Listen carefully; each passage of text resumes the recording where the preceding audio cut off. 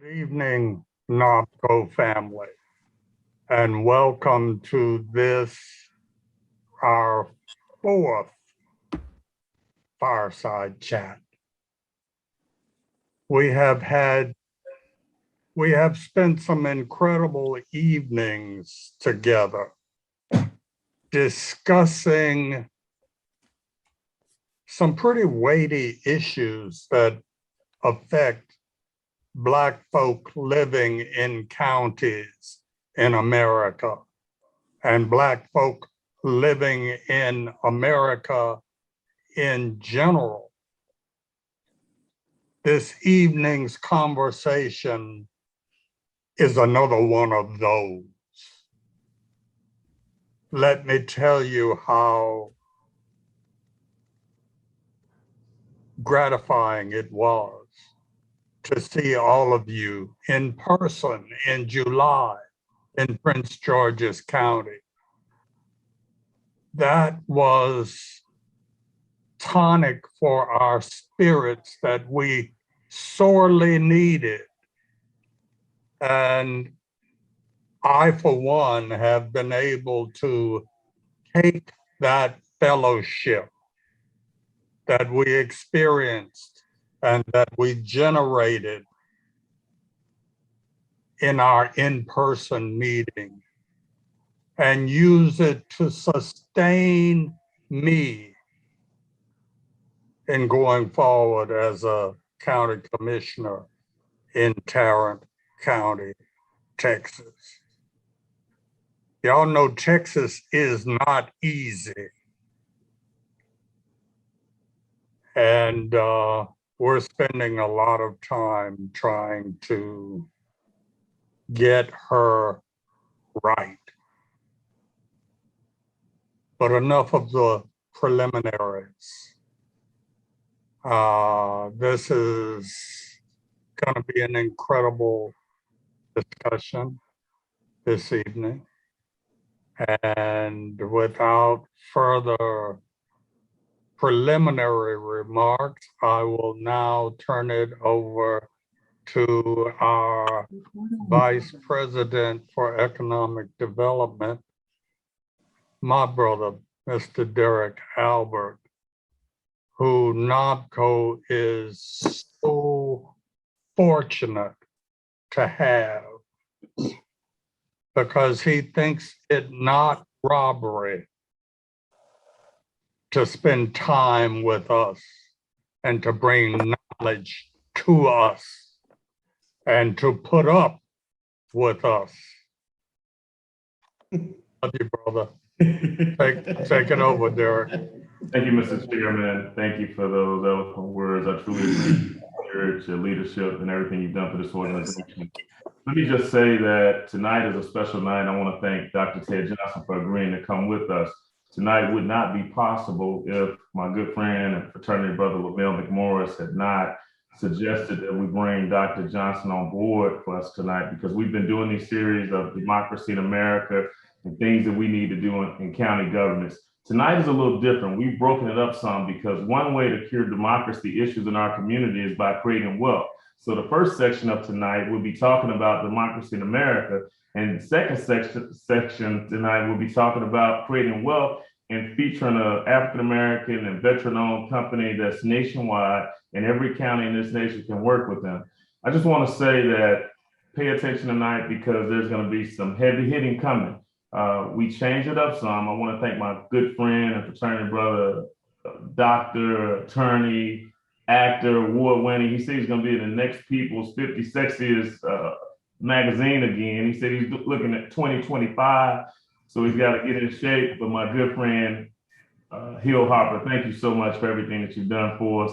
We truly appreciate you, and we look forward to hearing you tonight. You and Dr. Johnson get down. Dr. Johnson, don't sleep on Hill, because he'll pull that Brown and Harvard out on you in a heartbeat and be ready to go. So at this time, so we can move forward, our executive director will introduce our speaker tonight so we can move on. Thank you so much, everybody. Look forward to seeing and hearing what everybody has to say. Thank you. Thank you. It is my honor and privilege to introduce everyone to Theodore Ted Johnson, a senior fellow and director of the Fellows Program at the Brennan Center for Justice, where he explores the intersection of race, politics, and American pluralism. He is also a retired U.S. Navy commander, and his service included time as a speechwriter to the chairman of the Joint Chiefs of Staff and as a White House fellow in the first Obama administration. His writing has appeared in all the major national newspapers and magazines, including the New York Times, the Atlantic, and the Washington Post. He's the author of the book, When the Stars Begin to Fall, which explores how lessons from the Black American experience can help craft a national solidarity to overcome the effects of racism. Please join me in welcoming Dr. Ted Johnson to our platform this evening. Thank you. Thank you all so much. I appreciate the invitation, and I think it's on me to talk for about 15 minutes or so about the book and then engage in conversation. And I do appreciate, with all the fraternity shout outs, that the Alphas have let an Omega into the room for a little bit to talk about some ideas that I think we all agree on. So listen, the book is called When the Stars Begin to Fall, and the idea behind this book, the thesis of the book, is captured in a three-legged stool, and it's actually a collection of stools, but I'm only going to dive into this first big one because this is the primary thesis of the book, and then I think we can unpack some of these other ideas as we go along through the night. So here's what the book is about. The first thing the book declares is that structural racism is an existential threat to America. And that's not hyperbole. I'm not trying to be sensationalist.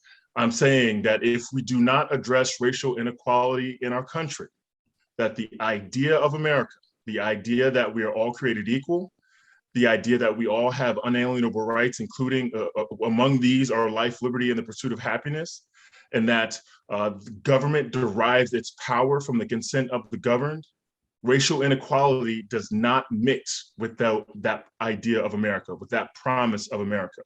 So when I say racism is an existential threat to America, I am saying that racial inequality and the promise of America cannot touch without bruising. Whenever one surges forward, the other one necessarily recedes because they are incompatible. So while the United States, the nation state, the geopolitical entity known as the United States, has proven in its history that it is more than capable of surviving and prospering with racism coursing through it, during chattel slavery, what the nation has done to Native Americans, what the nation has done to immigrants from around the world, Jim Crow, et cetera, the idea of America, our equality, our freedom, our liberty, cannot coexist with racial inequality, cannot coexist with structural racism. Either we make progress on the question of race, or we surrender the idea of America and turn this nation into something other than what its ideals profess it to be. That's number one. Number two, that the way out of this quandary, the way to mitigate the effects of racism, is to create a multiracial national solidarity. This is not a solidarity where you convince white and Black folks and Hispanic folks to get together because we want lower taxes or because we want free college or because we want Medicare for all. This is about a cause people come together over of morality or justice in order to hold the state accountable for being in breach of the social contract. As citizens of this country, we agree to pay our taxes, abide by the laws of the nation, serve in the military or other types of jury duty, et cetera, when called upon. And in exchange for this, for our commitment to the country, the nation promises us security, stability, opportunity, prosperity. And what happens is that when we over-deliver on our responsibilities as citizens and the nation under-delivers on the promise of America, then what we have is a mismatch here. And the only way we can cause the nation to do what the social contract demands of it is if we're willing to create bonds of solidarity across difference, across religions, across different races and ethnicities, across different socioeconomic classes, and across different regions. It's the only way out. There's no shortcut here. The third thing, the third leg of this stool that makes up the thesis of the book is that Black America holds the keys to what national solidarity could look like. Now, the idea isn't that we exclusively hold the answers, but that we are a people who arrived in this country and were excluded from humanity, participation in this democracy, the ability to access all the rights and privileges of citizenship. And over our nation's 245-year history, Black Americans have pushed this country to be a closer version, a better version of itself based on the language in the Declaration and the Constitution, which is to say, we have made America more American. We have forced the United States to expand who participates in our democracy, to expand notions of inclusion in the American identity, who qualifies as a real and true American. And it wasn't a gift to us. This is something that Black folks have worked for, died, bled, and sweat for, persevered for over our nation's history. And so if you want to find a way to create a solidarity that makes our nation a better version of itself, then look to Black folks and the political strategies that we've employed over the nation's history to push the nation in that direction. Now, we don't exclusively hold the answers here. Any group that's been oppressed and marginalized, Native Americans, again, immigrants, women, they also hold lessons to teach America how to live up to its professed ideals. This book is about the particular Black experience in America and how we can help this nation be better, be stronger, and mitigate the effects of racism. Now, so those are the three big ideas that undergird the book. And so I just want to pivot here and tell you a little bit of history that I think encapsulates this well. So when the nation was founded, we all know that these men sat down and wrote that all of us were created equal, and they enslaved people as they were writing this. And that they decided that in order for the Union to be created, that they had to turn their back to the question of slavery. They decided that the creation of the Union, the establishment of our national independence, was more important than living up to the ideals that they had inscribed in the Declaration, that, again, of our equality. 90 years later, they made the exact opposite determination.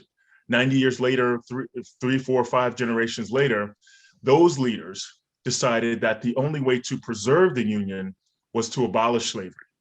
We didn't go into the Civil War because there was a sudden wave of epiphanies among white Americans about Black people's humanity and dignity.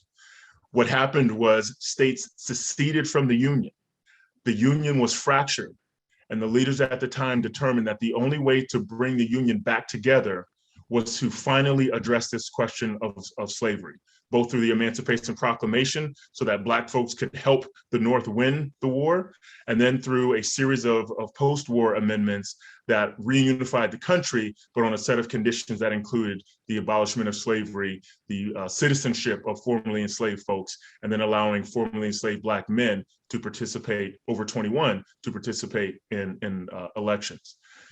So how is it that a nation that built itself on the back of slavery, that turned away from addressing the question of slavery at its founding, 90 years later, 1 million casualties, that the nation was willing to suffer 1 million casualties in order to abolish slavery, to reunify the country? The answer is that it was never about us. It was always about political interest. It was always about national interest. And in one instance, it was in the national interest to continue enslavement of Black folks. And in another instance, it wasn't in the national interest to continue enslavement of Black folks. It was in the national interest to abolish slavery. And so we have moved through our nation's history with this in mind, that in order to propel the nation forward, in order to create a more racially progressive society, a multiracial egalitarian society, we can't just make the moral and principled claims about equality, about our dignity, and a sense of agency and participation in our democracy. We have to tell a nation state the United States, that it is in its interest to expand democracy, to expand justice, to include us. This can feel a little icky at times, that the only way you can compel the nation to do something is by showing it how it gains by giving this, instead of just making the moral or principled arguments. But the United States, like every other nation in this world, is a nation state. It is not a sentient being, which is to say it doesn't have morals. Nation states are amoral. Whatever is good for it today may not be good for it tomorrow.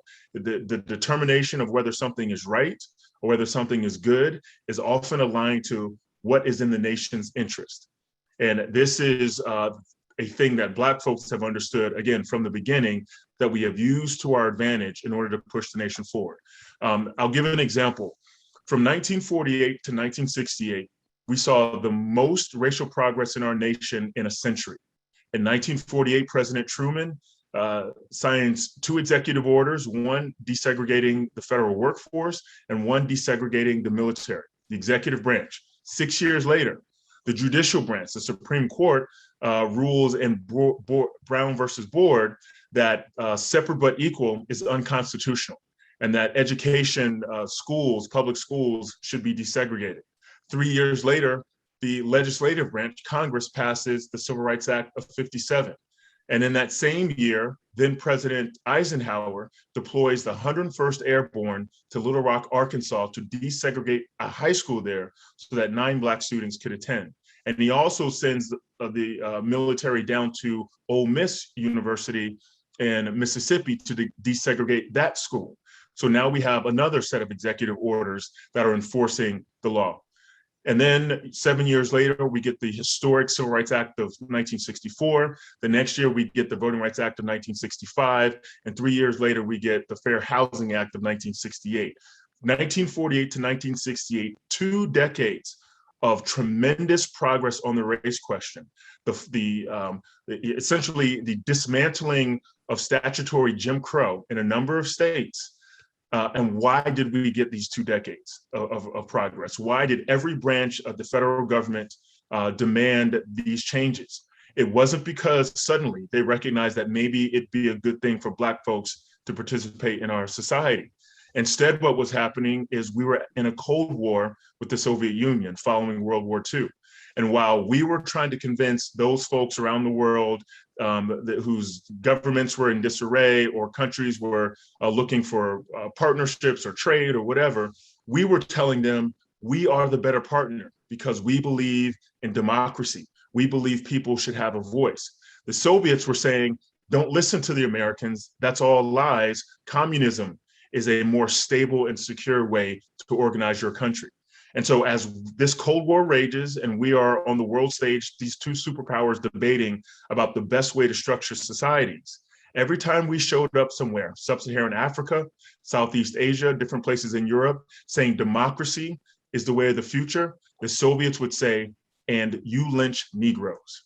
As if to say, the democracy that the United States is talking about doesn't include Black people. Though they've served in all of their wars, doesn't include Black folks. Though those folks have a constitutional right to vote and are constitutionally citizens, doesn't respect Black folks. Though we turn on we can turn on our news, our TV sets during this era, 50s and 60s, in the newspapers, photographs, we see Black people trying to access their constitutional rights in suits and sundresses. And they're being attacked with fire hoses, German shepherds, and police with batons. Who is the uncivilized person in this scenario? And as the Soviets were telling the nation, the world rather, that we were hypocrites, that we were not living up to our principles, that this was all smoke that we were blowing, this began to hurt our sense of ourselves, our mythology, our identity.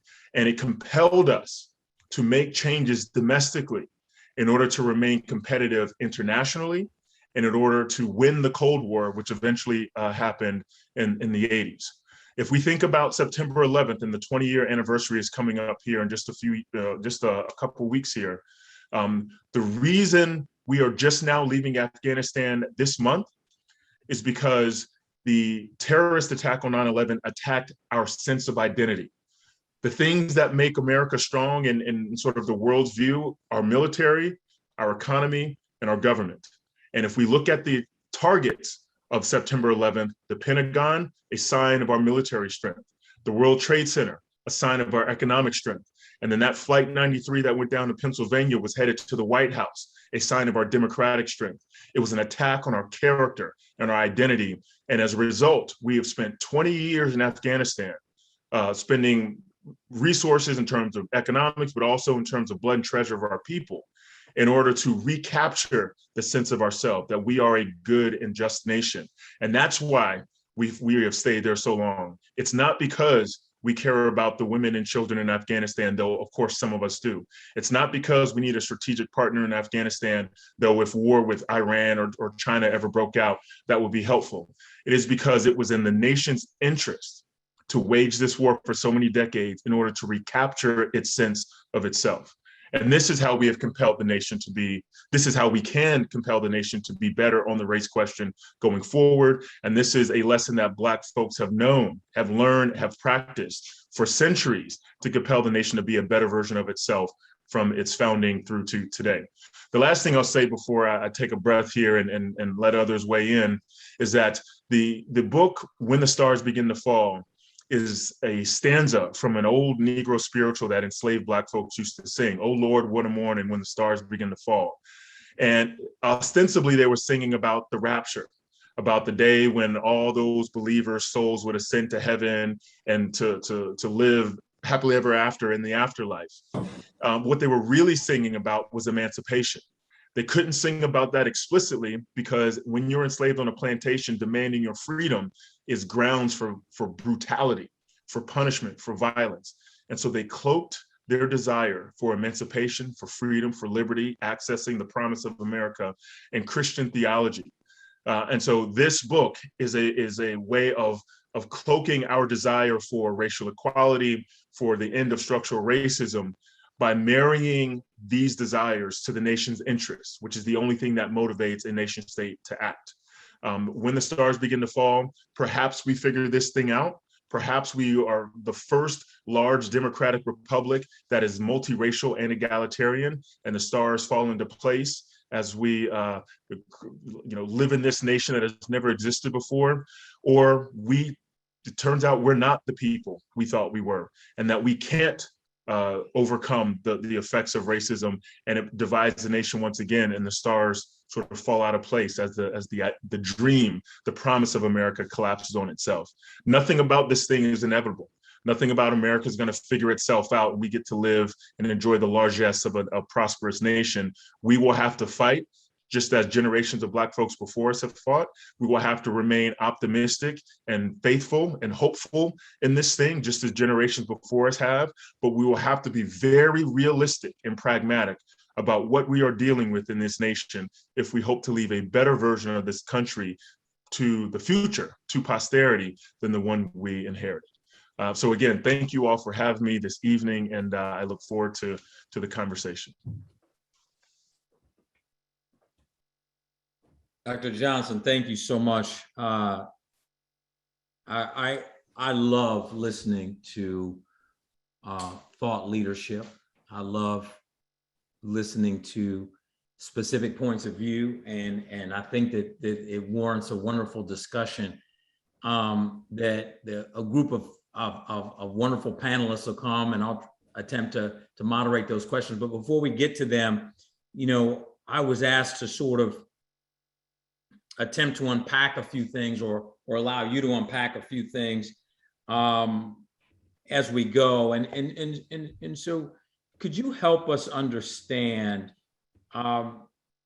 when you talk about the end of chattel slavery and it being in the Union's best interest of the state of Maine, and some people, and then also that period from 48 to 68, where you talk about the greatest racial progress. There's a lot of folks out there that say, well, it was actually, obviously economic based. all of this is economics. Now you talk about military economy, government, but all of this is economics, meaning it was a point where slavery was going to rip the country apart. The economic wealth that was being created in the South by free labor was literally creating too much power and influence, and that had to end. That had to be broken. And then you talk about from 48 to 68, Black folks worked so hard and created some measure of self-sovereignty that, you know, folks like Madam C.J. Walker or the Greenwood District, or we can go on and on and on, the abject segregation actually created economic strongholds of Black folks owning things, and our sovereignty was actually coming to the fore. So folks are like, yo, these folks are actually becoming sovereign. We need to end that. Speak about that idea as a pushback to the idea that it was about the Cold War or just about, quote unquote, saving the Union. Yeah, it's a good question. And there is no doubt that there's an economic strain that runs through, frankly, the founding of the nation and the decision to keep slavery then, and then the post-Civil War and the decision to abolish slavery then, and then through the post-New Deal era. But here's what I would say. If we were to solve economic inequality tomorrow in this country, racism would still persist. And so the idea that addressing economics alone will sufficiently mitigate the threats racism poses to our country doesn't fully acknowledge the power of social hierarchy, of status, of one's sense of where they belong in a society relative to others. For example, if this was strictly— does economic power turn racism into prejudice? Meaning, is prejudice such a bad thing? Meaning, if you're able to take the power out of racists, do you then just make them prejudiced people? And then you can deal with prejudice in whatever way you decide, but it's really the marriage of power and prejudice that creates racism. Yes, that's right. That's right. And so, so two things here. One is that racism, structural racism, is a product of racist public policy. And so this isn't a function of white folks waking up and deciding they hate people of color and then finding ways to use policy to oppress them. This is a nation for economic purposes, national security purposes, putting in a set of structures that have outcomes that disadvantage certain racial and ethnic groups, that then people come up with ideas to justify that oppression because they're not consonant with what the nation says about itself. The other thing, though, is racism prevents economic equality. And so if we don't address that, then even if we put public policy in place that reduces the racial disparities and say wealth gaps or pay gaps, et cetera, there is still a social animus, a social capital attached to race and ethnicity that the closing of wealth gaps will actually exacerbate unless we address the root cause of the dissension, which in my contention is that it's racism. So look, if let's say, if this was the economics question after World War II, or during World War II, but especially after, FDR and Truman would have allowed Black veterans to access all of the benefits of the GI Bill that created the American middle class in the first place. But Black veterans were left out of the mortgage insurance that allowed folks to buy homes out in the suburbs. They were left out of the education grants that allowed people to get college and vocational educations to get stable careers. If this was an economics question, it would have behooved the nation to bring Black folks into this social contract that the GI Bill established, especially those that had served overseas to win the war, but they were left out, not because it was good public policy, but because it was good racism, because it was good for the social hierarchy, the racial hierarchy in our nation. And so if we don't address that piece of it, whatever solutions we come up with, whether it's reparations, affirmative action, you name it, if we don't recognize the inherent value of Black folks, the inherent Americanness of Black folks, the outcomes will always be such that we end up at the lower end of the spectrum. Okay, great. So will you unpack that for us, just so we understand, when you talked about the being able to create bonds of solidarity or multiracial solidarity, and we Black folks holding the key to that, could you unpack for us how you view that? In other words, what does that look like in action items? What is that solidarity look like? Yeah, it's and so this is where the book asks a lot of people, and of not just Black folks, but of every American, no matter your race or ethnicity. So I want to make 2 points here. The first is that there are 3 attributes I call out in the book that Black America has exhibited over the course of our nation's history that has made it more democratic. The first I call superlative citizenship, which is the idea that we have overperformed the roles of citizenship in this country as a claim on our liberty and freedom. We have enslaved Black folks running off of plantations to go fight in the Revolutionary War, the War of 1812, because they feel like if the nation can conserve or obtain its independence, that emancipation would follow. Of course, they were wrong, and so there are a number of these kinds of political strategies where we, instead of bagging out of citizenship, we overperformed it, even though the nation didn't recognize our right to belong. The second I call trickle-down citizenship, and this is the idea I sort of talked about in the opening here, is that the way we compel the nation to move forward is by marrying our moral claims for liberty, freedom, with a national interest. And to the extent we can do that, we can move the nation forward on a range of issues. And then the third is a social solidarity. None of us chose to be Black. We were born this way, but when we were born Black, we were born into a history, into a set of experiences that automatically created bonds of connection among most of us in this group, because we recognize that our fates are inextricably linked.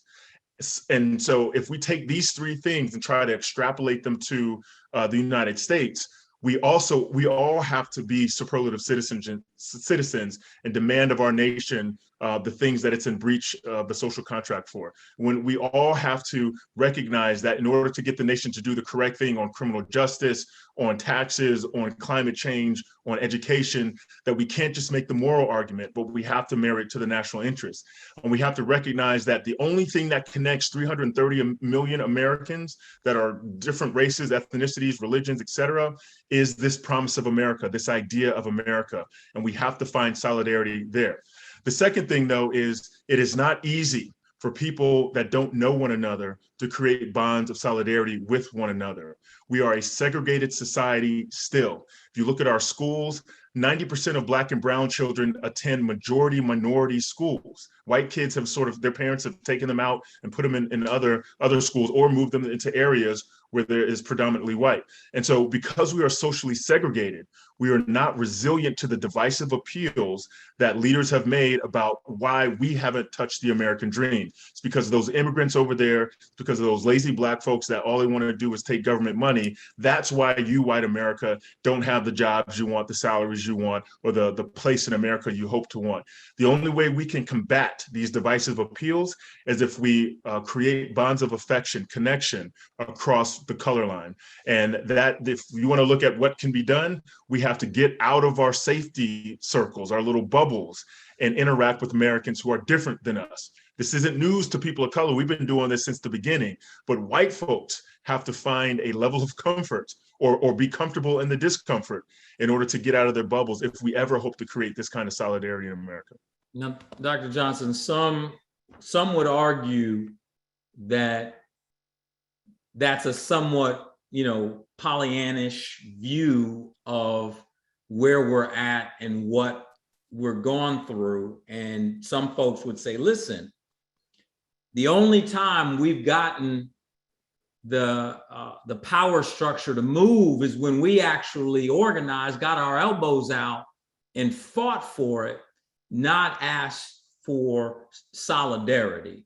Some people say that when, this quote from the past 8 years prior to this past administration, for instance, when folks were saying, well, when they go low, we go high, all that does is set you up to get your legs cut off. And you know, you don't bring a knife to a gunfight. You know, we could go through all the different things and say, hey, that's a setup for Black America.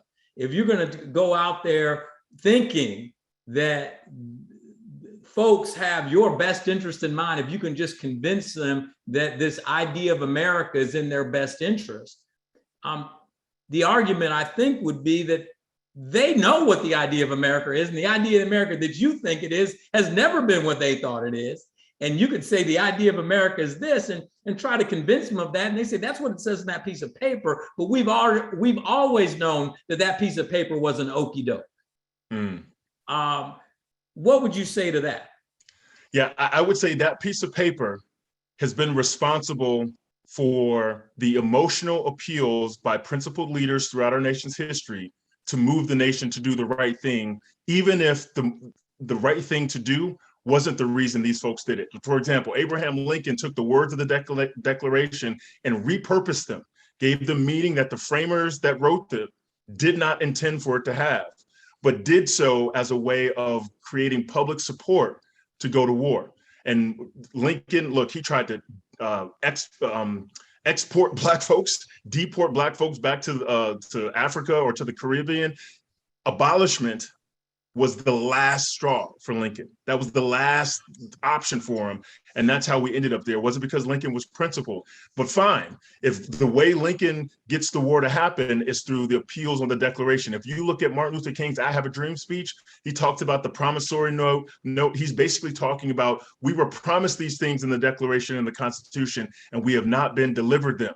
So either this nation is a lie, or this nation owes us something that it must deliver on. And so I think there's power in these words that in the right moments, in the mouths of the right folks, can compel a nation to change. But here's what I'd say. You are right that the only way we can pull off this multiracial egalitarian society is if we tread the narrowest of lines, of paths, of walk the narrowest of beams in order to make it so. It is Pollyanna-ish. It is extremely optimistic to think that we have the capacity to do so. But what I say to that is there is no other way. If we don't believe we have the capacity to be this kind of people, then we are going to devolve into more intense racial conflict. There will be increased political violence. Look, I talked about the 60s and all these great Civil Rights Act, Voting Rights Act. A president was assassinated. The Attorney General was assassinated. The Secretary of Defense had a bullet put in him. Martin Luther King, assassinated. Malcolm X, assassinated. Hundreds of riots across cities in America. The Vietnam War, Kent State. Look, we are destined for more political violence if we do not believe that we have common ground, that there is common ground to be found with people who are different from us. That might very well be true, and all I would say is buckle up. What I'm saying is it doesn't have to be this way. There is a path out of it. It is difficult, it's hard, but it is the only way we can create a nation where safety, security, prosperity, and opportunity touch everyone. Otherwise, we will devolve into more racial conflict that harms us all. Thank you, Doctor. I love wonderful, intelligent discussion. And because of that, I want to bring in our amazing panel. I want to first go, but before I do, just say this, it's interesting. You just mentioned, that 48 to 68 period. In 1968, many people are talking about 2020, 2021 feeling like 1968, whereas this country could go a number of ways, as you mentioned, and the level of turmoil and all of that.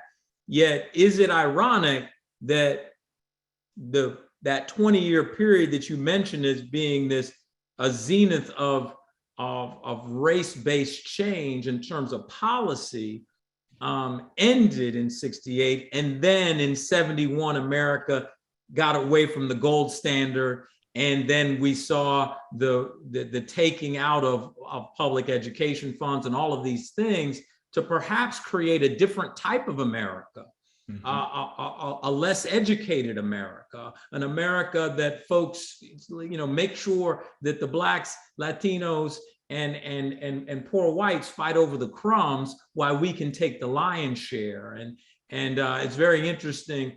Dan Price, who I had a meeting with the other day, who's the CEO of a major company, told me something that I never realized. He said, Hill, and this is a setup for Colleen later, said, Hill, did you know if the average person's salaries had been raised as much as the average CEO salaries over the last 30 years, people would make on average $700,000 a year. That's right.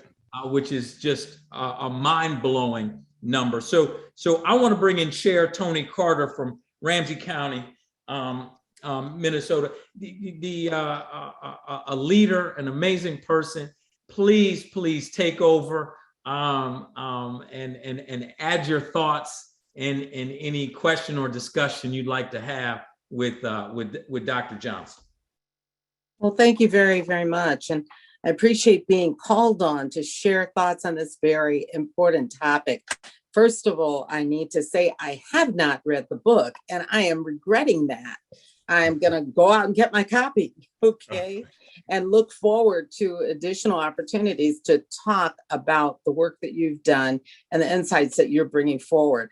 When you speak about the necessity, Dr. Johnson, of our addressing our ability to come together as a multi-ethnic, multi-national coalition of people to save this country, if you will, and its ideals. You know, I think of that laudably. I know that as African-American people, it makes sense to us to, if you will, marry, you know, our God-given rights to the necessity of our working together to save the country. But, you know, others outside of our people have a lot to lose.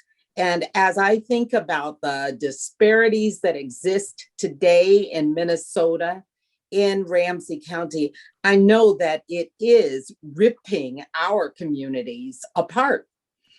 Not just the people, the Black people or the people of color or the immigrants or the poor people, but all of us, because we have such a decreasing opportunity for economic health and well-being, even for safety and security and health.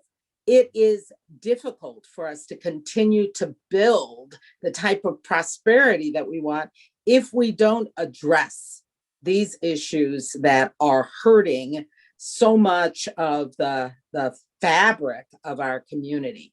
Race is really a proxy then, you know, because if it isn't race, it will be something else.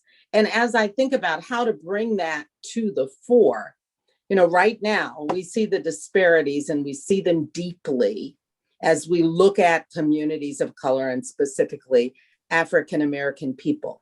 But how do we explore this concept of all of us, you know, devolving, certainly the country, if you will, devolving into less of a prosperous community? How do we put that forward? We think about it as we think about the need for that conversation, but how do we show it? How do we show that truly prosperity and equity go together? Are there examples in your book?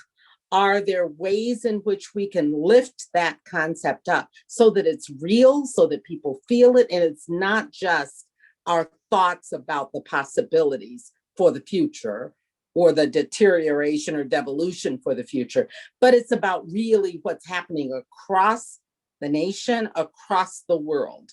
Do we see the equity examples that we can lift up so that we can make that real? What a good question. And I do think, look, the answers to what the necessary actions are to make our nation stronger are not found in DC in terms of like the federal government. They are found at the local level in communities where people who love their families, their communities, are trying to make that place better. And they typically are the ones with the ingenuity and the talent and the commitment, the willingness to sacrifice that creates opportunity for growth and provides examples for moving forward. So a couple of examples. One is it's called deliberative democracy. This is the idea that you don't just hold town halls to have people discuss issues in a community, but that you actually have them deliberate on the issue and then make a decision that the city council or the mayor is bound to acknowledge and then live by. For example, in the city of Pittsburgh, the citizens came together to hire the new police chief. In Cambridge, Massachusetts, citizens determine a portion of the city's budget and how it's spent. And so in this way, you bring people into the deliberative process of democracy and then make their decisions the things that change their communities, instead of suggesting that we should delegate our agency to a set of representatives who will make decisions on our behalf. In the process of this deliberation, you get people who normally would not talk to one another because they don't live around each other. Maybe they're in different school districts. Maybe they have different churches or different social circles. But because they're all members of this city or of this community, they come together and then they have to think about how to maneuver around these problems or address these challenges the community is facing. In the process of doing so, I think the vast majority of folks engaged in the process will begin to recognize the humanity and dignity of folks that they would otherwise castigate as folks that are detrimental to their community or their nation, and recognize that most of them just want the same thing out of their community that they want: good jobs, safe neighborhoods, good schools, and a community where people feel welcomed and included.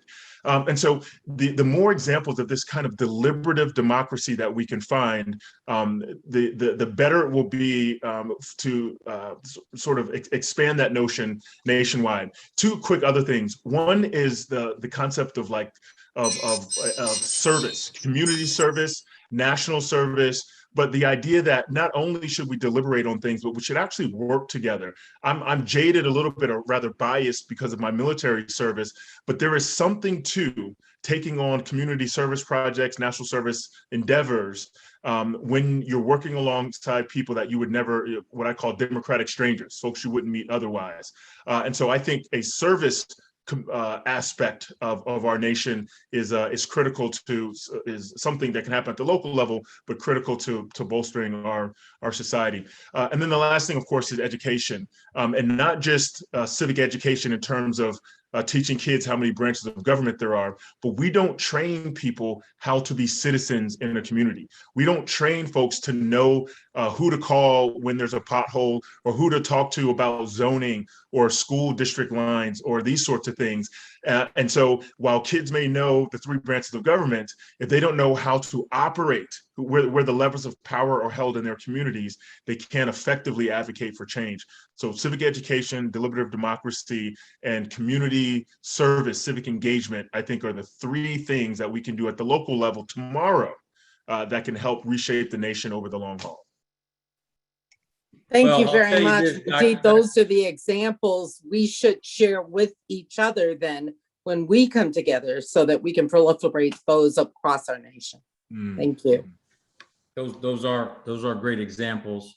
We can't even get people to wear masks. I don't know if we get them to show up for service requirements, but I want to go to Commissioner Van Turner from the Shelby County, one of my favorite counties in all of this great country, great Shelby County. Commissioner Turner, please. Comments. Thank you. Thank you. Thank you. It's been such a pleasure to join with y'all this evening, and I'm learning so much from your scholarship and from this lecture, Dr. Johnson. I really appreciate your work in this area. And I guess as you kind of talk through one thing, it struck me, and this is where I wanted to focus my question on.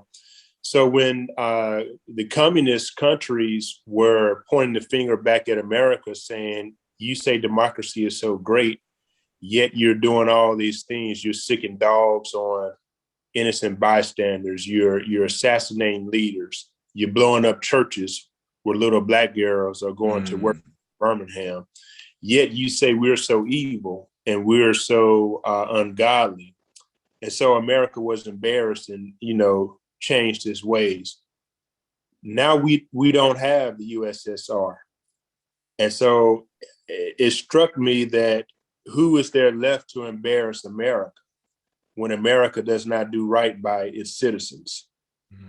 You don't have the communists to be the would-be powerhouse that could take over, the world and capture the imagination of the world, to say that this is a new form of government. And guess what? We're going to give Black and brown people their rights, and we're going to give them equity and a fair shot. And so America is no longer embarrassed by the USSR. And so that's one thing. I don't think the Taliban can embarrass America, right? Al Qaeda can embarrass America. There's nothing out there that can do what the USSR could do back then. And so, do we have that? Do we have something out there that can embarrass this country into doing right? And the other thing that I thought was, when we looked at the protest last year, we saw a lot of young white people out protesting, locking arms with their fellow Americans to protest George Floyd. And so I thought, could this be what could embarrass the country? The grandkids out there marching and protesting, taking the hits. Would this embarrass their grandparents and their parents into doing right? But is that something that we can look towards either? Because many of the hippies of the 60s and the 70s grew up, put on the business suits. Now they're leading Microsoft and leading these corporations, and nothing has changed. So they were out protesting the Vietnam War with the long hair, make love, not war. But now they have their business suits on, and they become the oppressors that we're protesting against, if you can kind of look at that. So where do we go from here? Who can apply the pressure to make this country do right now that the USSR is gone, and now that the hippies of old have become the business people? So where do we go from here? Yeah, it's a great question. And I will tell you, a lot of folks, including lots of historians, political scientists, say that the one thing that rallies the nation like no other is war against somebody else. And so there's an idea that out there that we'll never find unity again until we have an enemy to orient our anger towards. And I don't think we need a bad guy in order to make our nation stronger. Look, I thought something like a pandemic, some threat that threatens everyone, that the coronavirus is colorblind. Our policy isn't, so coronavirus hits communities different, but the virus doesn't care who it infects. And that wasn't enough to bring us together, not around masks, not around social distancing, not around vaccines, none of it. It's increasingly divided us. The thing I think embarrasses America more than anything else right now is our limping democracy. The way we have allowed some folks, a minority in this country, to challenge election results, to say racist, sexist, xenophobic things unchallenged and pay no penalty for it, for allowing folks to show up at state houses across the country with guns, with plans to assassinate governors and challenge legislative convenings on their outputs. This is embarrassing. This is, if democracy is supposed to be the thing, the wave of the future, the thing that allows societies to be stable and prosperous, and we are supposed to be the shining city on the hill that shows how it's done, we're failing. And this kind of goes back to this identity piece I talked about. When a nation feels like its identity, its sense of self is at risk, it will protect that identity with the same passions and energy that it would protect if there was a terrorist attack, if there was another nation that hit us physically, or if there was economic sanctions that changed our way of life. And so to the extent that the white nationalism we're seeing in the country today is dismantling our democracy, to the extent that political parties cater to this white nationalist base and then bring our nation to a standstill, this is the kind of thing that could marshal people in opposition to it. Only if it is no longer politically expedient to cater to these folks, and we haven't reached that point yet. People are winning office and holding on to power by appeasing white nationalists. And so, as I see it, white nationalism is the only thing that can demonstrate why our experiment in this multiracial democracy isn't working. And so, we have to demonize white nationalism without demonizing white people, because we need white folks in a nation of 330 million people if there's going to be peace and prosperity. There can't be peace for people of color while white folks are angry, or vice versa. And so if we can find a way to, again, bring in white people, but demonize and sort of sanction white nationalism, white hatred, or racial hatred, then I think we have a chance. And I just don't know if we have the leaders that can make this argument in a way that will stick. Dr. Johnson, I saw Independence Day. That brought everybody together. Aliens. The aliens are going to do it. But you know that book by Derek Bell? He exactly. said, hey, Derek Bell was my professor at Harvard Law School. All honor to him. Absolutely. Listen, I just want to remind folks, we're pushing close on time. So please keep your comment and questions economical. Dr. Johnson, please keep your answers as economical as possible. We can get to everybody. The Honorable Loretta Smith from Multnomah. Did I say that right? County in Oregon. How do you say it, Derek? Multnomah County. Multnomah County, Oregon. That's it. Please, former Commissioner, Honorable Loretta Smith, please.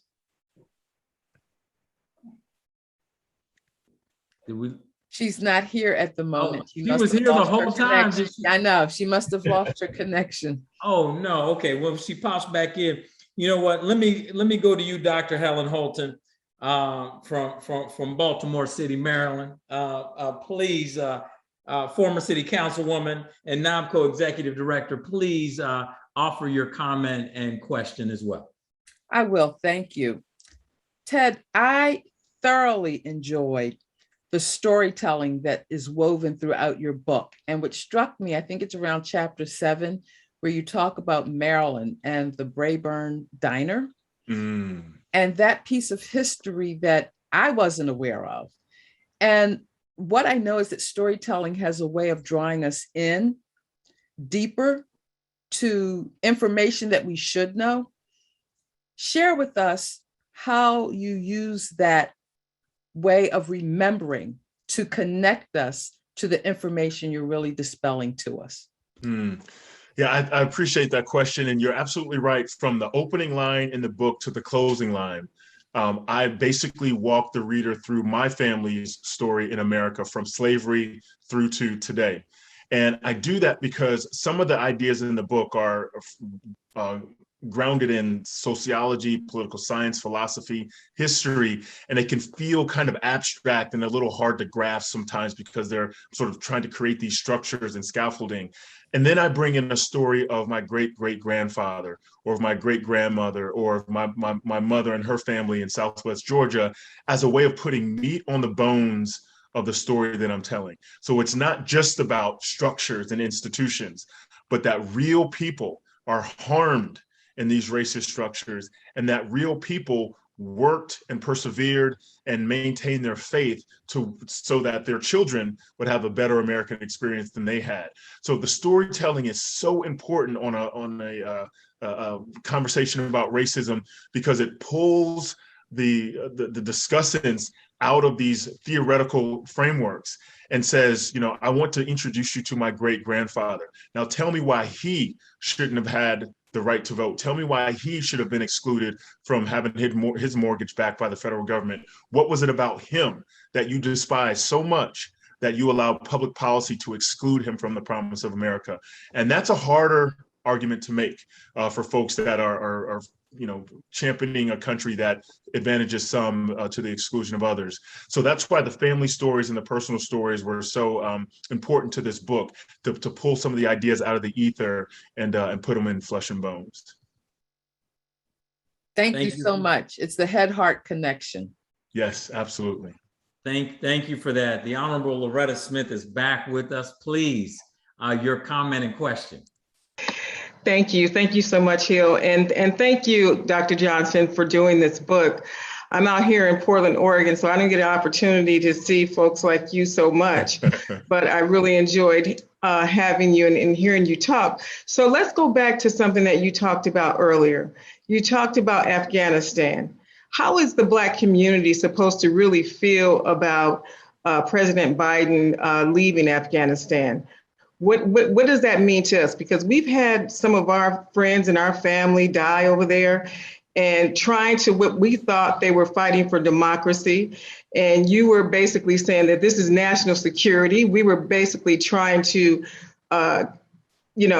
hold our face together to say we're still strong and we're going to stay over here for 20 years. But if you look at the history of Afghanistan, they've always been under some kind of regime or someone else. Mm-hmm. They have China to the east, and they have Iran to the south. They're landlocked. So why should we even care about Afghanistan? Right. It's a great question. And so I think the one thing Black history recognizes in Afghanistan is that the United States is leaving the human rights question on the table because there's no longer political will or in the national interest to stay.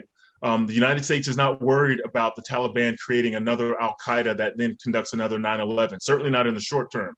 The United States is not worried about the China to the north or Iran to the south, to the extent that we would maintain a large force presence in Afghanistan. So because the national security threat from 2001 has been mitigated, because the will of the American people is no longer aligned to us being in Afghanistan, the nation has decided to leave. And all of those women and children who were persecuted under the Taliban's previous rule are going to be left back with that rule, and we are turning our heads and say, look, we've done our job over there, and it's the world's job to ensure human rights violations don't happen. It's not just ours. Black folks know this well because the United States turned its back on us after the Civil War and allowed the Redeemers and Jim Crow to run rampant through the South and deny us our human rights, our civil rights, because it wasn't in the national interest for it to expend resources and personnel and time, et cetera, there. So Black folks should look at this as a lesson of how nation states operate. And it kind of goes back to the point I was making. If we only make the moral argument, genocide, women's rights, the rights of children to go to school, et cetera, and say we should send large forces of troops and ships and stuff over there to protect this, it's not going to be enough to keep the nation over there. The only way we stay, the only way we'll intervene in a genocide or return to Afghanistan is when we can marry our moral desires to the national interest. And this is, again, a lesson that Black folks have. And so this is proof positive that the lessons we have for America are ones that the nation would do well to recognize and acknowledge. And I know some of the sitting commissioners, they're going to be asked questions about this new $3.5 trillion that's going to be spent in infrastructure, actually in human infrastructure that passed yesterday. Mm-hmm. And so just because of this whole Afghanistan conflict, I would have no problem with telling folks, yes, I have no problem with the president and our House of Representatives passing this $3.5 million bill. Number one, we're going to get preschool. Two, we're going to get child care, elder care. We're going to get expansion of Medicare. And I think all the money that we've spent in Afghanistan over the last 20 years, if we had invested that in the infrastructure of our people, that we would be further along than we are today. So I don't want y'all to take any, give any pushback to folks who say, do you support this bill? Because I think it's important. I think we have to do it. And then we got to come back in September and get the bricks and mortar to make sure that we can build our roads and our rails and our airports and all those things. Because if we don't, we're going to be behind, and our children and our grandchildren are going to be paying for it. So we need to invest now and today and stop, investing in wars and invest in us. Absolutely. So next, I want to go to the chair of the County Commission of Montgomery County, Maryland, Craig Rice. Well, thank you very much, Hill. And I'm going to try and put this question out there quick. So Dr. Johnson, look, I'm from the South. My parents are, my mom's from South Carolina, my dad from Hampton, Virginia. On my mother's side, my grandmother and grandfather had 14 children, all of which they insisted go to college. So back then, right, the value of education and the understanding of how important education was tantamount. We don't see that in the Black community any longer. And we see that, especially in our communities that struggle, while we talk about the fact that education is important, we also allow our children to not always go to school, We have a lot of challenges that we face. And then we also have a school system that is not supportive for what our children need as well. So it couples on both sides. So you have these students that are trapped in the middle of families that are disconnected from the importance of education. You have education that is not speaking to them and is really not giving them what they need. And there is no future that they see in it because they don't see Black teachers that they have, especially male Black teachers. Where are we when it comes to the state of education as an important factor in the Black community, understanding that we've just had one of the largest incoming classes at Howard University? Are we in a place to where we're starting to see that renaissance of education being important to the Black community again? Are we still stuck with the challenges that we've seen over the past couple decades? Yeah, and so I think what we're seeing is many Black folks have lost faith in our public school system because, again, most Black children attend segregated schools. And those schools we know are underfunded relative to those schools that are in predominantly white areas. And so Black parents aren't happy with the product. They're paying the taxes, they're voting in the school boards and for mayors and governors, et cetera. And then their children they're not better educational outcomes. The high school graduation rate has increased, but the educational outcomes in terms of reading level, math levels, et cetera, are not improving, and certainly not to the level that we see in white communities. And so it used to be 5-6 decades ago when my parents were coming up, that if you got an education, that was your ticket out of poverty, especially in the South. Now, education, that's not a silver bullet anymore. Everyone has a high school education, and a lot of people have bachelor's degrees. And so that's no longer a guarantee of a middle-class lifestyle. And so Black folks have invested in the system, as you said, it has not invested in them in the same way. And it certainly hasn't rewarded our efforts in the same way that it does others. This is why we see a rise in homeschooling among Black families. This is why we actually see more Black families preferring school choice over public school system, the traditional mandatory school assignments.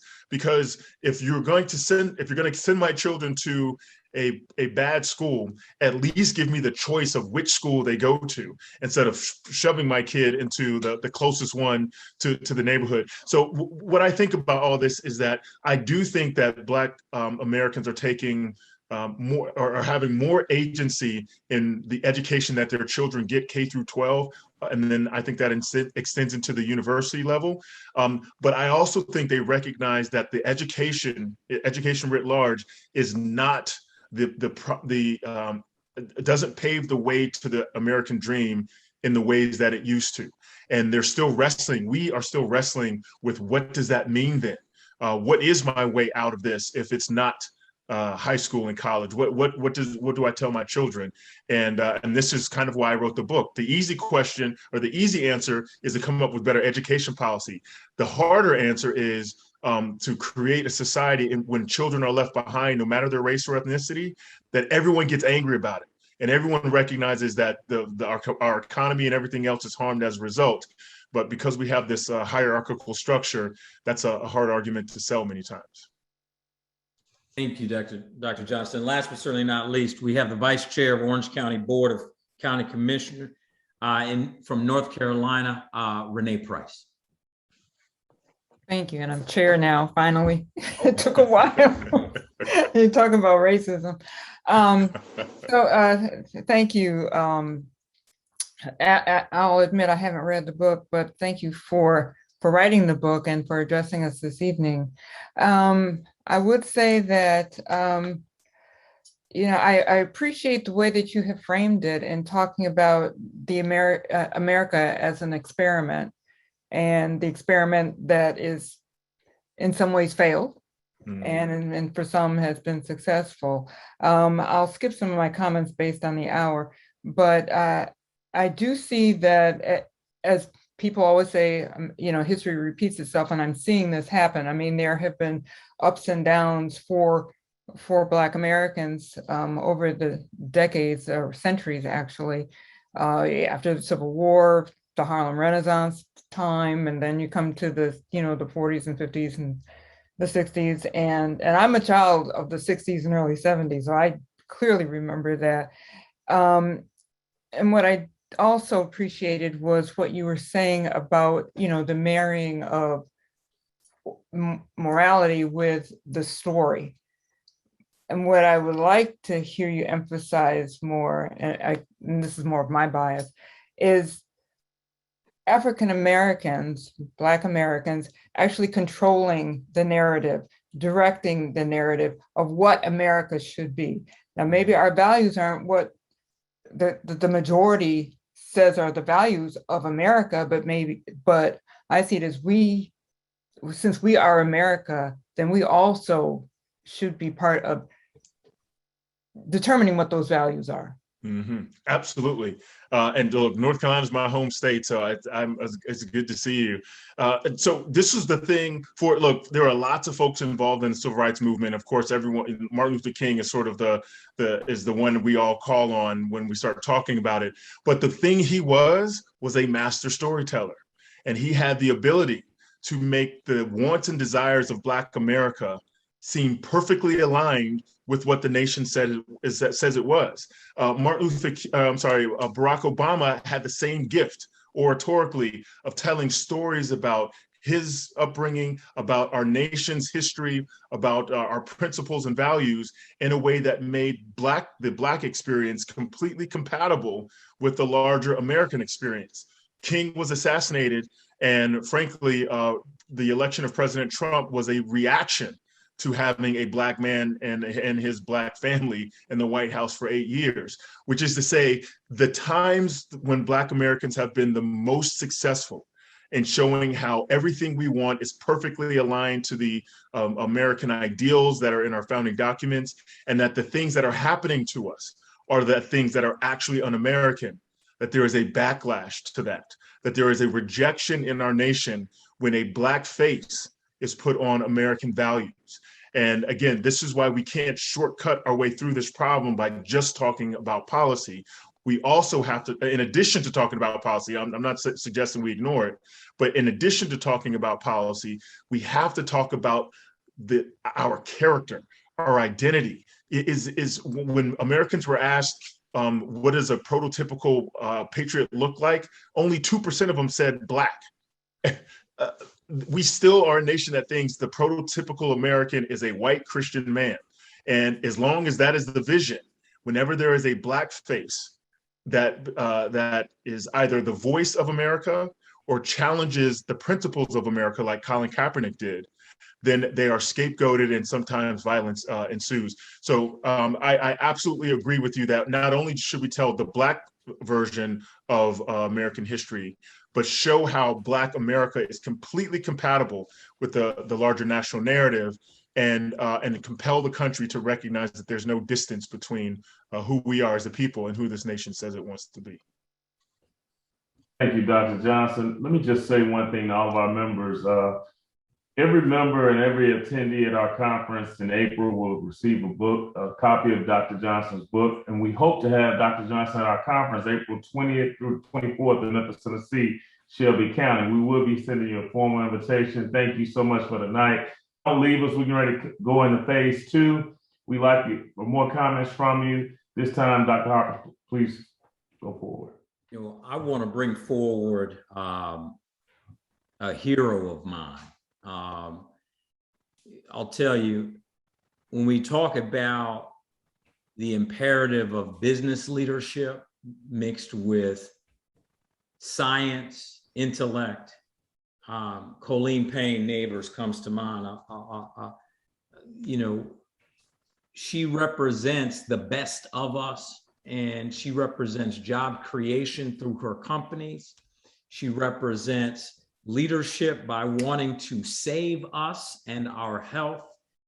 And she represents just the fantastic work of saying, hey, as a Black-owned, veteran-owned company, I deserve government contracts just like these other folks.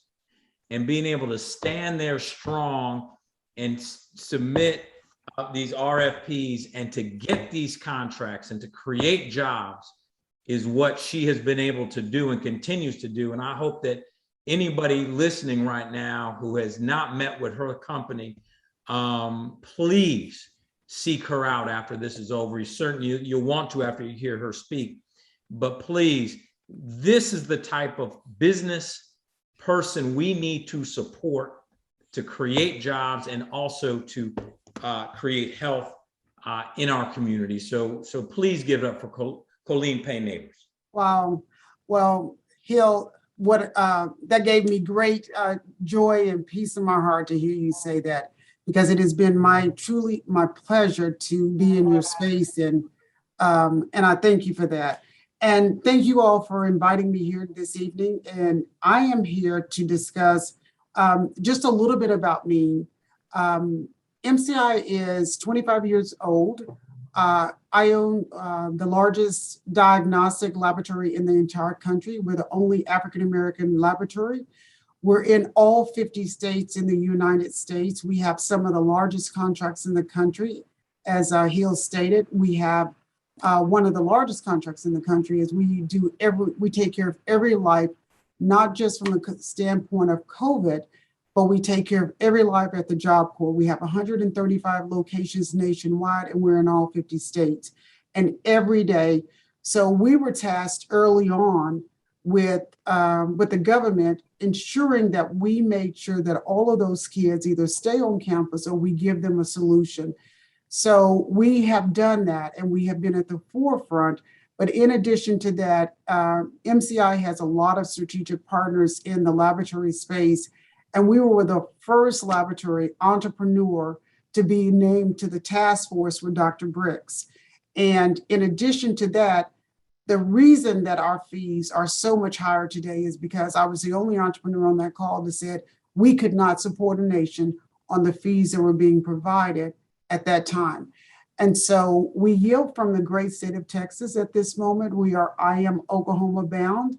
I am from Oklahoma. But also in a season of COVID, I have learned that this pandemic was not meant for us to survive. And so I am in the great state of Texas. We have won just about most of the contracts there, not because of the color of our skin, but I save lives. And we do an incredibly good job of doing that. Texas has 119 counties. We won 86 of those counties with Texas Emergency Management. We have the City of Dallas contract that we do in-home testing for the City of Dallas. We have the emergency management contract for vaccines. We provide vaccines for the state of Texas as well, and all of the state of Texas. So when the pandemic quickly started, being one of the companies in the country that had the firepower, we were given access by Abbott Laboratories to have the technology that would allow us to process about 15,000 tests per day.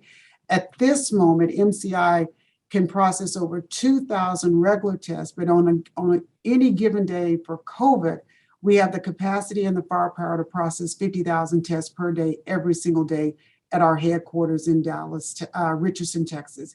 We actually have 4 laboratories nationwide, and most of our contracts are government driven. So we have learned a couple of things in this season, and being on the front of COVID and some of the things that we do and we have seen, we are able in this season to provide and have provided solutions for testing. We not only want to make sure that we survive, because as the great doctor was saying, you know what I have seen, I don't think that anyone in this country would see from an African-American perspective. And the reason that you never see labs on TV talking that much is because I'm the only African-American lab that can tell the truth. And so the truth is, we are being reverted back to 1960s. The government is telling us how to live. They're telling us where to live. They're telling us how to house our kids. They're paying for our food. They're now housing us and they're clothing us. We have not seen this since the early 1960s. And what we are seeing from the laboratory perspective has been most significant from my perspective. So, we are now back in a solution. Where we are today is that we have no one uniform thing on how to survive. But what I will tell you is that We cannot afford for this country to shut down again, because the people that lose the most in this shutdown are the people of color, the people that look like me, the people that look like my mom, people that look like my sisters in my family, and the people that look like you on this screen.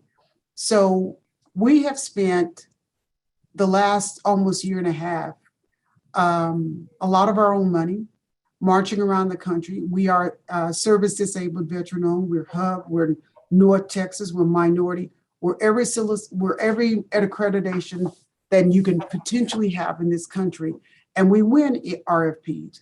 But it is no easy feat, because Black people are not supposed to make the money.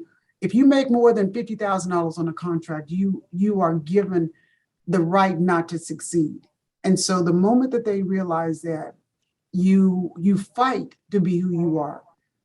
Historically, most of the time they want us to win the contracts that are $1,000 or $2,000. We don't win those contracts because our lab is a $20 million lab. So if I have a $20 million lab, then I deserve the $20 million or the $100 million contracts, just as most minorities.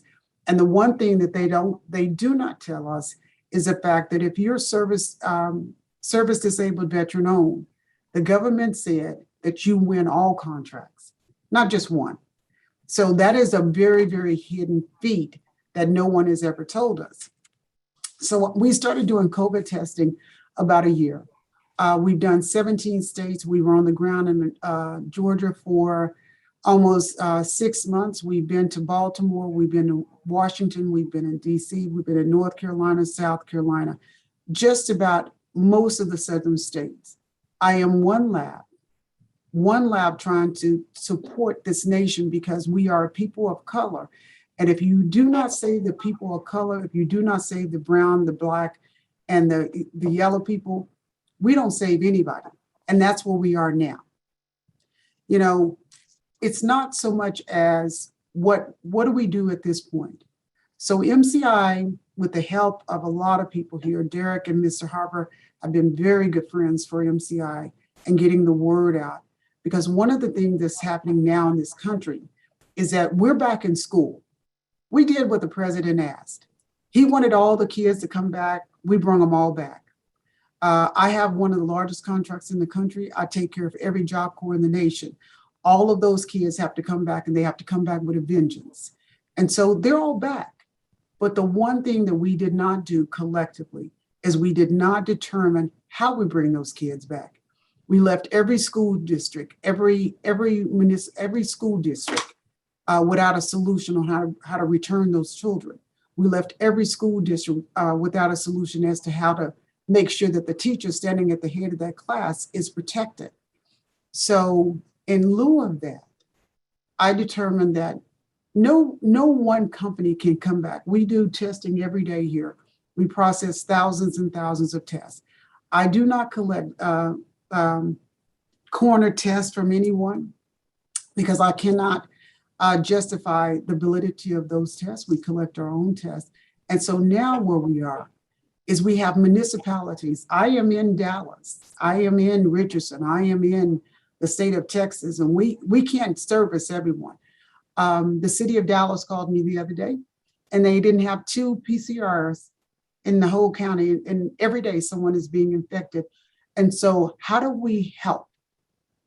So we're here to tell you a solution on how do we help, because we have no solution. None of the big companies that were out there doing the massive testing sites, they can't come back. It's not enough money. And if you all didn't understand that COVID is a business, understand that it is a business. But it just wasn't any minorities at that table for the business. So therefore, we just didn't get that understood. It is a business of saving life. And so where MCI has decided to put our efforts, we do the Salvation Army, we do the homeless, we do the people of color, because if we don't save any of them, if we don't save we want to come back and we want to recover, and we want to bring this country back, and we want to keep the workforce at work. We want to keep people at work. We want to keep the students in school. Based on those things, how do we do that? So I'm not for sure, Ms. Holton, if you have our PowerPoint that you were able to display, and if not, I can continue. So one of the things that we have determined is that we cannot touch the entire nation, and we cannot go out and do foot surgery as we have done with our organization. But one of the things we 100% can do is we've determined how can we help the municipalities. You know, if you got city officials calling me saying we have people that are positive and we can't find PCR testing.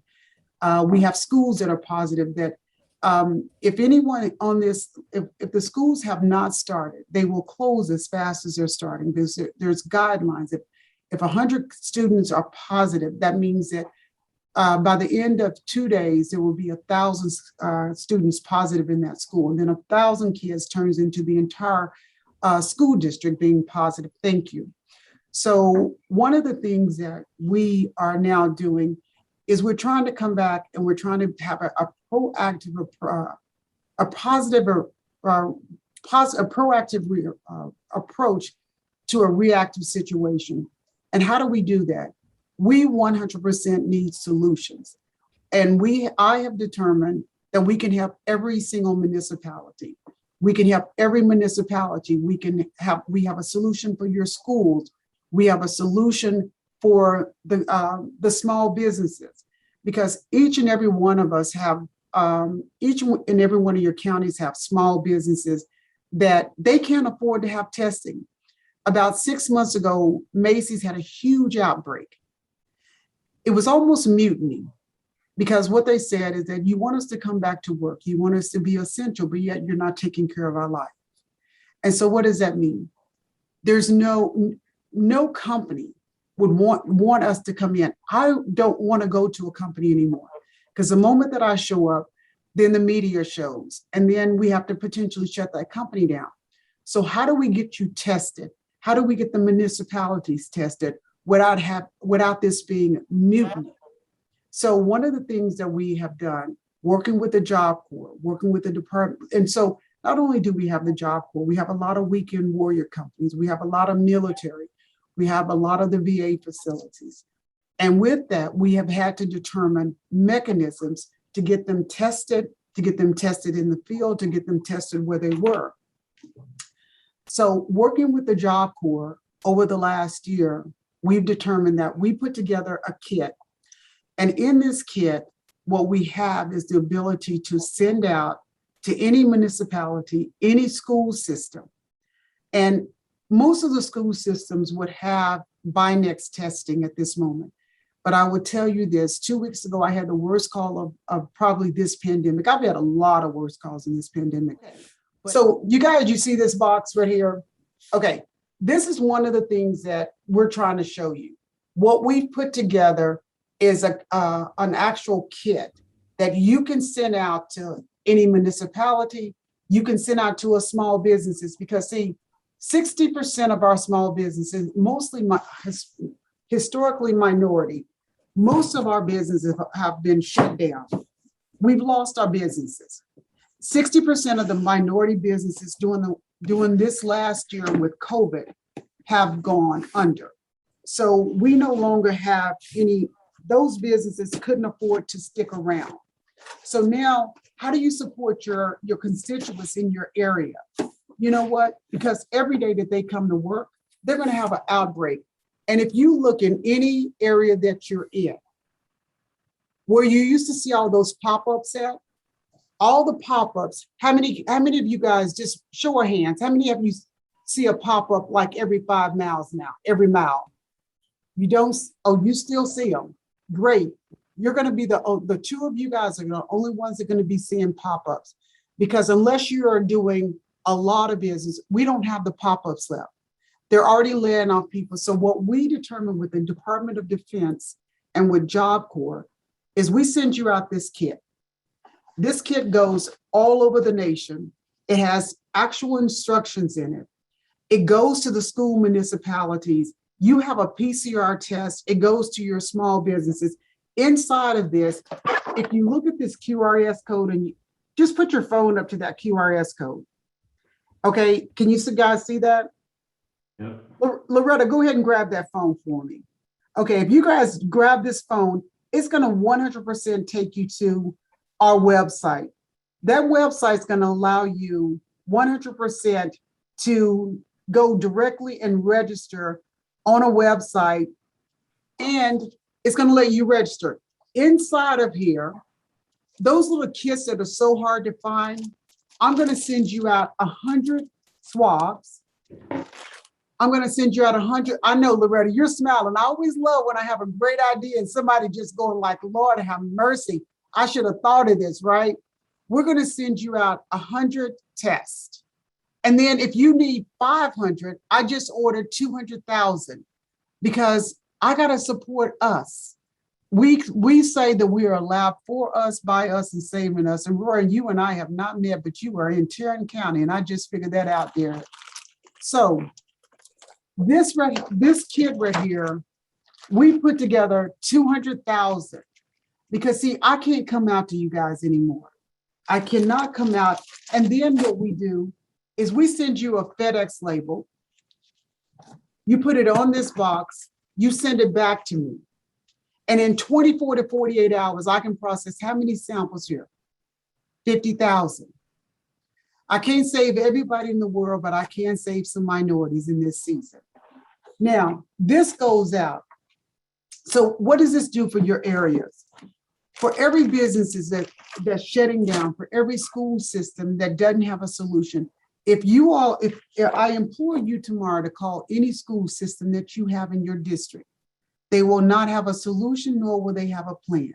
And the plan is, if that kid comes in positive or that kid comes in with a test, they will test that kid. They would tell that kid to go home. Then the kid has to go home and infect the entire house. And then the school teacher is infected. All that you need. And so the Binax kits that they have, Mr. Jones, they're all expired. There's not a kit in this country that you can buy from Abbott. Now, I am a very strategic partner because I make Abbott a lot of money. So every test kit in the country that most of these schools have were sent last year. They were commandeered by the government. So the schools didn't have anybody to test. The school kids went home. So the kits only lasted, they are EAU, their emergency use authorization. They only lasted 6 months. You cannot use them on the kids. So what we decided, how do I reach us? How do I save us?